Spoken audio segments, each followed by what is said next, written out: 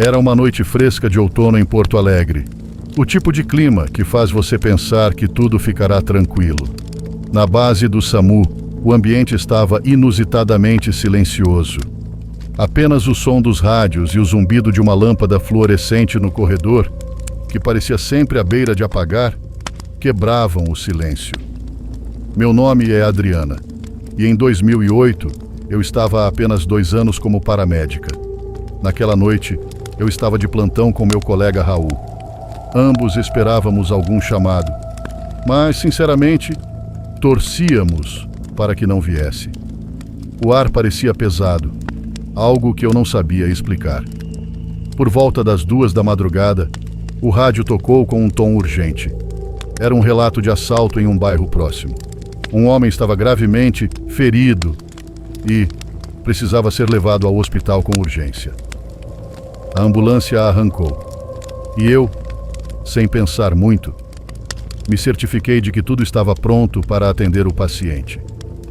Raul dirigia rápido, mas com precisão, enquanto eu me preparava mentalmente para o que encontraríamos.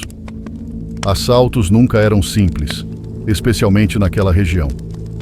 Ao chegarmos, as luzes da ambulância iluminaram uma rua deserta. O homem estava caído na calçada, cercado por rastros escuros que só podiam ser sangue. Tinha cerca de 40 anos, roupas rasgadas e pele pálida. Parecia consciente, embora seus olhos tivessem um olhar perdido, como se lutasse para se manter conectado à realidade. Com cuidado, colocamos o homem na maca e o levamos para dentro da ambulância. Assim que consegui colocar a máscara de oxigênio nele e começar a verificar seus sinais vitais, ele segurou minha mão com uma força surpreendente para alguém naquele estado. "Por favor, não me deixe sozinho", disse ele com uma voz entrecortada. Naquele momento, soube que ele não tinha muito tempo. Tentei acalmá-lo enquanto continuava o atendimento, mas, de repente, ele exalou profundamente e parou de se mover. Verifiquei seus sinais vitais e, como temia, ele havia falecido. Tentei processar o ocorrido rapidamente e me concentrei nos procedimentos. Cobri-lo com o lençol e preparei tudo para o traslado ao hospital. Raul, que dirigia, não disse nada. Ambos já havíamos passado por isso antes, mas cada perda tinha um impacto diferente. Fiquei na parte traseira, ao lado do corpo, em completo silêncio, deixando o som da estrada preencher o espaço. Quando chegamos ao hospital, abri as portas traseiras para retirar a maca. Foi então que vi algo que me deixou paralisada. Minha jaqueta, que eu havia deixado na cabine do motorista antes do turno, estava cuidadosamente dobrada sobre o assento. Ali, exatamente onde o corpo do homem tinha estado momentos antes. Fiquei imóvel por um instante. Sabia que Raul não poderia tê-la colocado ali. Ele estava dirigindo o tempo todo. Além disso, a jaqueta não estava simplesmente jogada, mas dobrada de forma deliberada, como se alguém a tivesse colocado com intenção. Tentei não pensar muito nisso e seguimos o protocolo, entregando o corpo ao hospital e retornando à base. Durante o trajeto de volta, algo parecia errado. O interior da ambulância tinha uma atmosfera diferente, um ar pesado que tornava a respiração desconfortável. Olhei ao redor, mas tudo estava em seu lugar. Ainda assim, a sensação de que eu não estava sozinha era difícil de ignorar. Naquela noite, não consegui dormir. O incidente da jaqueta não saía da minha mente. Tentei me convencer de que talvez eu tivesse cometido um erro, mas, no fundo, sabia que não era o caso.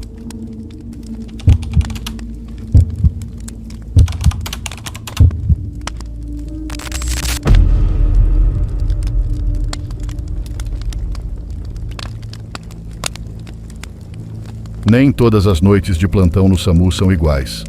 Algumas passam tranquilas, com horas de espera e o zumbido ininterrupto das luzes fluorescentes como único som.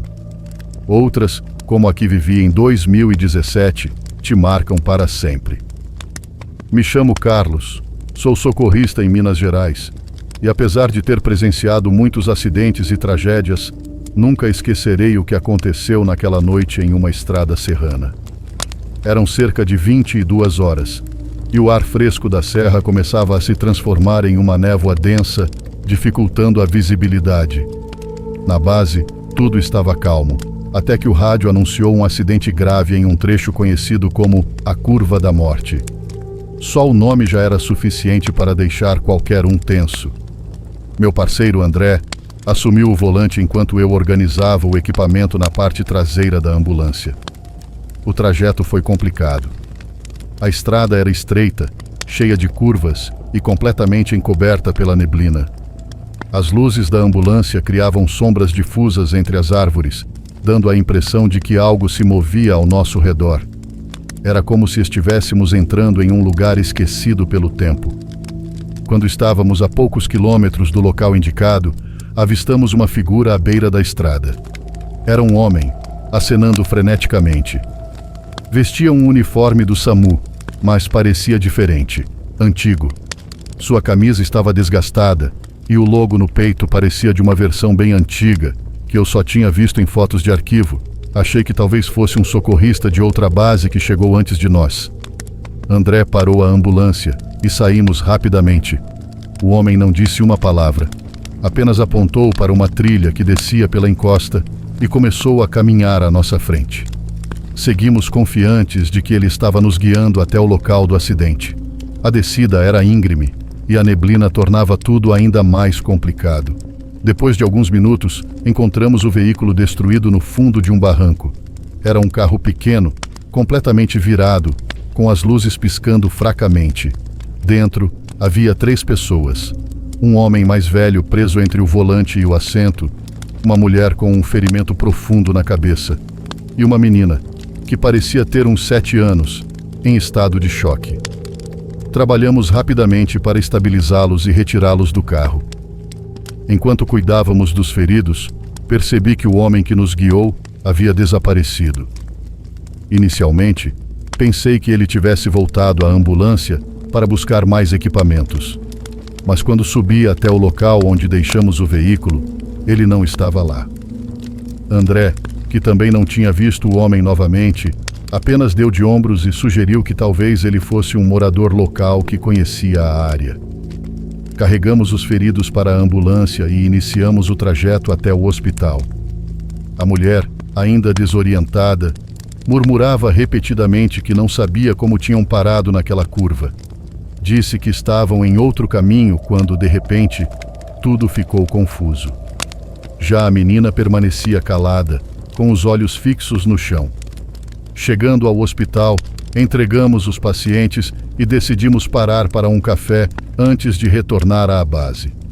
Algo na história toda não me deixava em paz, então perguntei a uma enfermeira local se havia algum outro socorrista que costumava atender emergências naquela área. Sua resposta me deixou arrepiado. Não havia postos de atendimento próximo àquela estrada há anos. Ela comentou que acidentes naquela curva eram comuns, mas nunca havia ouvido falar de alguém do SAMU trabalhando ali recentemente. Voltando à ambulância, compartilhei o que ouvi com André. Ele ficou em silêncio por alguns instantes antes de finalmente dizer: "Essa curva tem história." Ele me explicou que, segundo rumores entre os socorristas da região, um paramédico chamado Miguel havia morrido décadas atrás, enquanto atendia um acidente naquele mesmo local. Dizem que ele foi atropelado por outro veículo em meio à neblina, enquanto tentava sinalizar a estrada. Desde então, motoristas e moradores relatam aparições de uma figura com uniforme de socorrista, especialmente em noites de neblina. A história mexeu comigo. Não quis acreditar, mas a memória daquele homem que nos guiou persistia. Ele parecia tão real. De volta à base, André sugeriu pararmos em um posto de gasolina, um dos poucos lugares iluminados no trajeto. Enquanto ele comprava algo para comer, notei um mural com recortes de jornais antigos. Entre eles, uma foto em preto e branco de um grupo de socorristas chamou minha atenção. Reconheci o uniforme da época, mas o que realmente me fez parar foi o rosto de um dos homens. Era o mesmo que nos guiou até o acidente.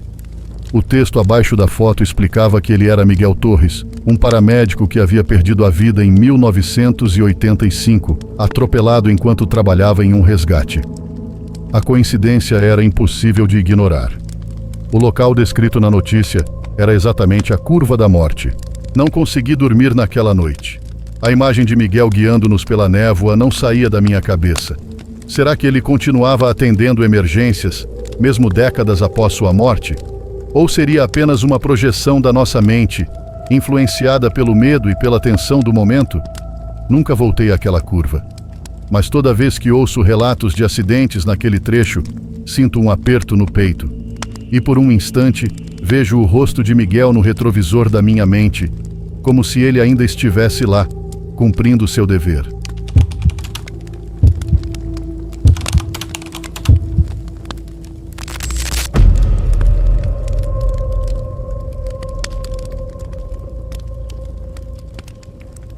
Nunca esquecerei aquela noite. Embora tenha tentado por anos apagar as memórias, o que aconteceu continua vivo na minha mente como um pesadelo.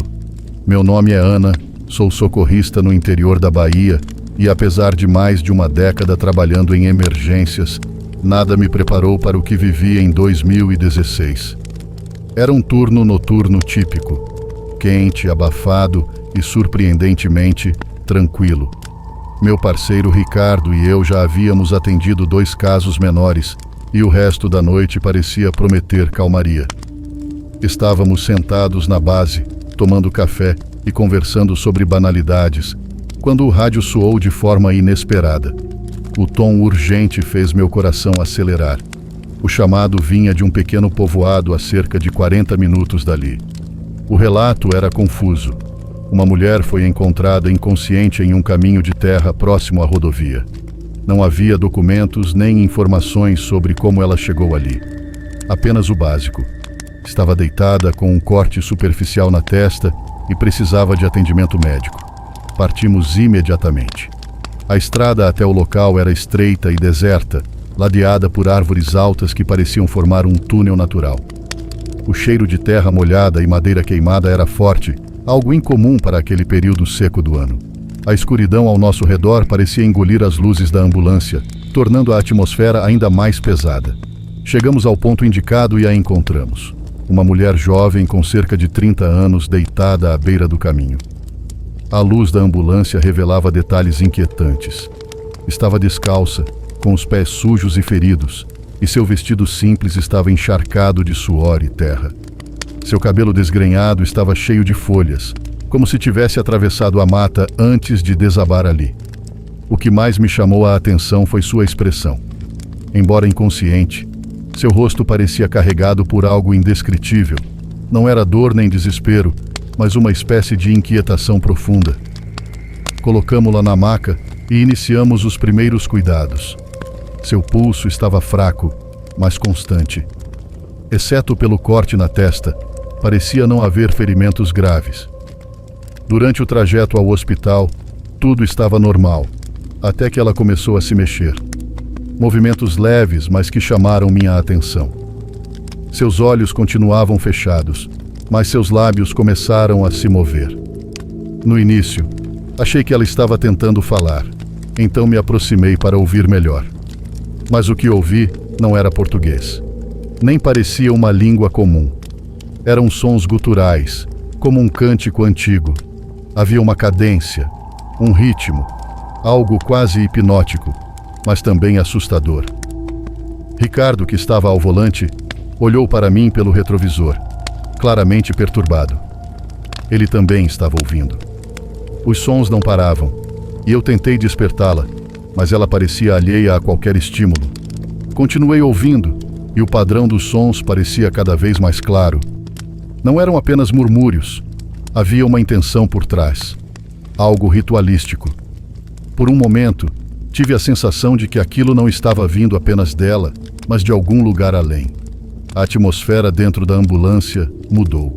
O ar ficou pesado, opressivo, e um calafrio percorreu minha espinha. Ricardo começou a dirigir mais rápido, como se quisesse sair daquele ambiente o mais rápido possível. Ao chegarmos ao hospital, os cânticos pararam repentinamente. A mulher abriu os olhos e o que vi me deixou sem palavras. Ela estava calma, lúcida e parecia perfeitamente normal, como se nada tivesse acontecido. Deixamos o caso sob os cuidados dos médicos, mas algo em seu olhar, algo profundo e incompreensível, permaneceu comigo. No dia seguinte, voltei ao hospital para saber mais sobre o caso. Porém, para minha surpresa, não havia registro de que ela tivesse sido admitida. Os médicos e enfermeiros que estavam de plantão afirmaram não se lembrar de uma paciente com aquelas características. O caso parecia nunca ter existido. Dias depois, comecei a notar coisas estranhas. Durante as noites de plantão, a mesma sensação opressiva da ambulância voltava em momentos aleatórios. Às vezes, enquanto dirigíamos por estradas próximas ao local onde a encontramos, parecia que algo nos observava da mata. Em uma dessas noites, ao limpar a ambulância, notei algo que não deveria estar ali. Símbolos arranhados no metal da maca. Eram figuras que lembravam serpentes e rostos deformados. Não eram naturais. Busquei respostas com moradores locais. Alguns disseram que a região era conhecida por ser um portal para o Xibalba, o submundo das lendas maias. Outros mencionaram que aqueles cânticos poderiam ser invocações ou rituais antigos, realizados para pedir ajuda ou abrir caminhos. Ninguém soube dizer ao certo, mas todos concordaram em uma coisa. A mulher que vimos não era uma pessoa comum. Até hoje, não sei o que aconteceu naquela noite. Apenas sei que algo quebrou a normalidade do meu mundo. Aqueles cânticos continuam ecoando na minha memória, e sempre que passo por estradas escuras ou por lugares isolados, sinto que algo ainda me observa, esperando.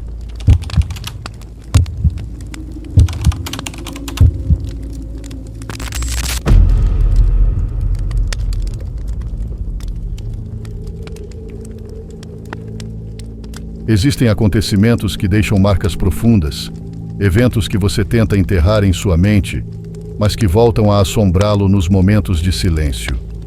Meu nome é José e sou socorrista no interior de Minas Gerais. Em 2015, vivi uma experiência que mudou a forma como vejo o mundo. Trabalhando em uma região montanhosa e remota, já enfrentei acidentes terríveis e situações de grande tensão, mas nada se compara ao que aconteceu naquela noite. Tudo começou de forma rotineira. Era uma noite tranquila, sem grandes chamados, até que a central de emergências nos avisou sobre uma mulher que havia sido vista vagando desorientada pela estrada em um trecho próximo a um vilarejo. Segundo relatos, ela parecia machucada e segurava algo nas mãos. Raul, meu parceiro, e eu saímos imediatamente. O caminho até lá era tortuoso, com curvas fechadas e cercado por mata densa. O silêncio e a escuridão absoluta só eram quebrados pelo barulho do motor da ambulância e o feixe de luz dos faróis. Era um lugar desolado, longe de qualquer sinal de civilização. A sensação de isolamento era quase sufocante. Finalmente, avistamos uma figura à beira da estrada. Sob a luz dos faróis, vimos que era uma mulher magra, usando um vestido branco sujo e rasgado, que parecia colado ao corpo pela umidade da noite. Estava descalça e seus pés estavam cobertos de terra e pequenos cortes. Seus cabelos negros caíam sobre o rosto, escondendo suas feições. O que mais chamou minha atenção foi o objeto que segurava firmemente nas mãos. Uma cruz de madeira rústica, aparentemente talhada à mão. Parados ao lado dela, saímos da ambulância e nos aproximamos com cuidado. Ela não reagiu aos nossos chamados nem ao barulho ao seu redor. Continuava andando lentamente, como se não nos notasse. Quando toquei seu ombro para chamar sua atenção, senti algo estranho. Sua pele estava gelada e um calafrio percorreu minha espinha. Era como se a temperatura ao redor tivesse caído de repente. Decidimos colocá-la na ambulância para levá-la ao hospital mais próximo. Raul dirigia enquanto eu tentava estabilizá-la e registrar informações básicas.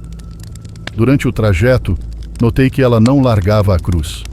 Seus dedos estavam firmemente entrelaçados no objeto, como se fosse a única coisa que a conectava ao mundo. De repente, a temperatura dentro da ambulância pareceu despencar. Um silêncio estranho tomou conta do ambiente. Então, ouvi um som baixo, como se fosse um sussurro vindo dela. No início, pensei que estivesse tentando falar, mas ao prestar mais atenção, percebi que era algo diferente.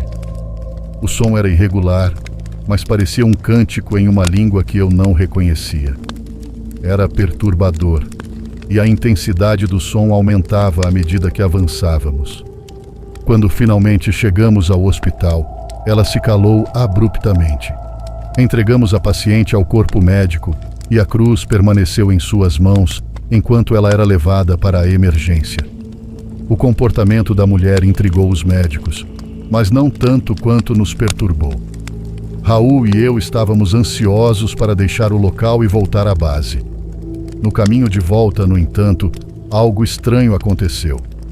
Em uma curva fechada da estrada, Raul freou bruscamente, apontando para algo no chão. Lá estava a mesma cruz que a mulher segurava, cravada no solo, como se tivesse sido fincada ali propositalmente. A madeira parecia ainda mais envelhecida, e os símbolos talhados nela estavam mais visíveis do que antes. Olhamos um para o outro, incrédulos. Como aquilo era possível? Raul decidiu que deveríamos retirá-la do caminho para evitar acidentes. Assim que tocou a cruz, um som baixo e profundo ecoou pela mata ao redor, como se viesse da própria terra. Ele deu um salto para trás, visivelmente assustado, e voltou correndo para a ambulância. O restante da viagem foi silencioso, com ambos incapazes de entender o que havíamos presenciado. Nos dias que seguiram, coisas estranhas começaram a acontecer. Durante os turnos, a sensação de que algo nos observava era constante. Em uma dessas noites, sonhei com a cruz, cercada por sombras que pareciam ganhar forma. Raul, que nunca foi supersticioso, evitava tocar no assunto, mas eu sabia que ele sentia o mesmo desconforto. Algumas semanas depois, decidi voltar ao hospital para saber mais sobre a mulher. Queria entender quem ela era e o que aconteceu. No entanto, para minha surpresa, não havia registro de sua entrada. Era como se ela nunca tivesse estado lá. Os médicos que estavam de plantão naquela noite disseram que não se lembravam de nada fora do comum. Foi então que comecei a perguntar aos moradores locais sobre o trecho da estrada onde encontramos a cruz. Um senhor idoso, relutante no início, me contou uma história que me arrepiou. Décadas atrás, uma mulher foi atropelada naquele exato ponto enquanto carregava uma cruz. Acreditavam que ela estava indo para uma procissão religiosa quando o acidente ocorreu. Desde então, havia relatos de uma figura feminina vagando por ali, segurando uma cruz idêntica à que vimos. Desde essa noite, evito passar por aquele trecho da estrada. A experiência me deixou marcado e não consigo esquecer a sensação de frio que percorreu meu corpo ao tocar na cruz. O que vimos naquela noite permanece um mistério. A única certeza que tenho é que aquela mulher não era deste mundo e que sua cruz, de alguma forma, carrega um peso que não pertence ao nosso plano.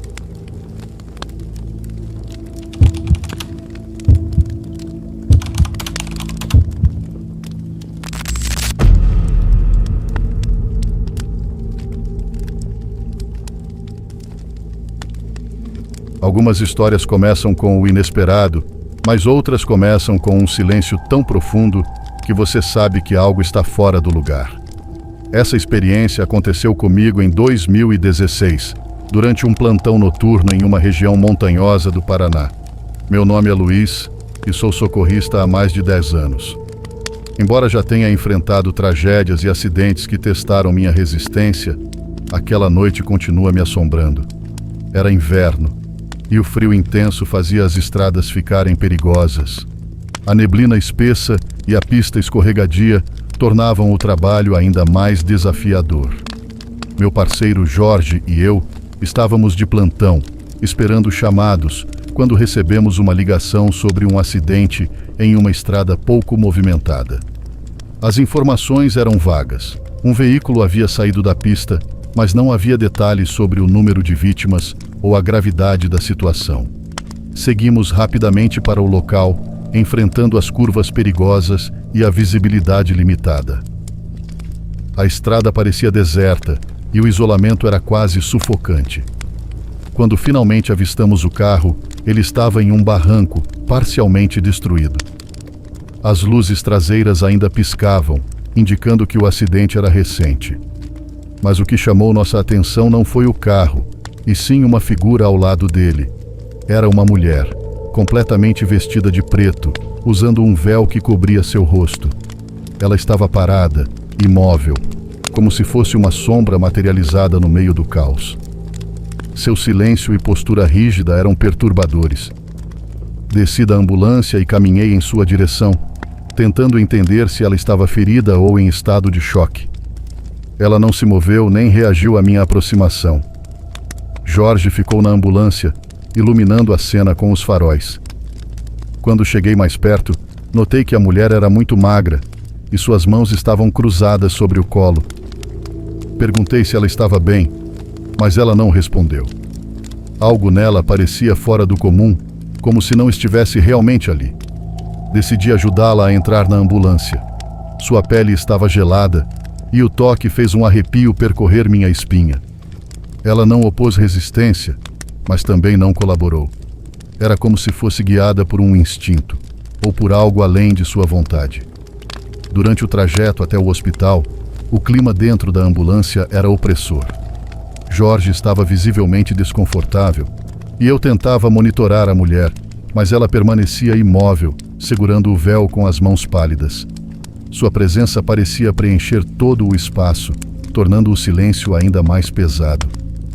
Quando chegamos ao hospital, preparei-me para ajudá-la a sair da ambulância. Abri as portas traseiras, mas a caminha estava vazia. A mulher havia desaparecido.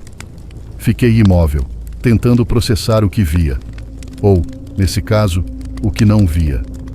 Jorge desceu rapidamente, igualmente confuso. Revistamos cada canto da ambulância, mas não havia sinal dela. Entramos no hospital para perguntar se ela havia saído sozinha, mas ninguém havia visto nada. Revimos as câmeras de segurança e as imagens mostravam algo que me deixou perplexo. As portas da ambulância se abriram, mas ninguém desceu. Era como se ela nunca tivesse estado lá. Aquela noite foi o início de uma série de eventos que mudaram minha percepção sobre o que é real. Decidi investigar a área onde ocorreu o acidente e soube de histórias locais que envolviam uma mulher de luto que vagava por aquela estrada. Segundo relatos, décadas atrás, uma mulher perdeu o filho em um acidente e morreu pouco tempo depois, ao ser atropelada no mesmo local. Desde então, motoristas afirmam ver sua figura ao lado da estrada, sempre em silêncio, sempre de preto. Depois daquela experiência, evito dirigir à noite por estradas isoladas. O que aconteceu naquela noite continua inexplicável, mas a imagem da mulher do véu negro permanece gravada em minha memória. Não sei quem ou o que ela era, mas tenho certeza de que sua presença não pertencia ao nosso mundo.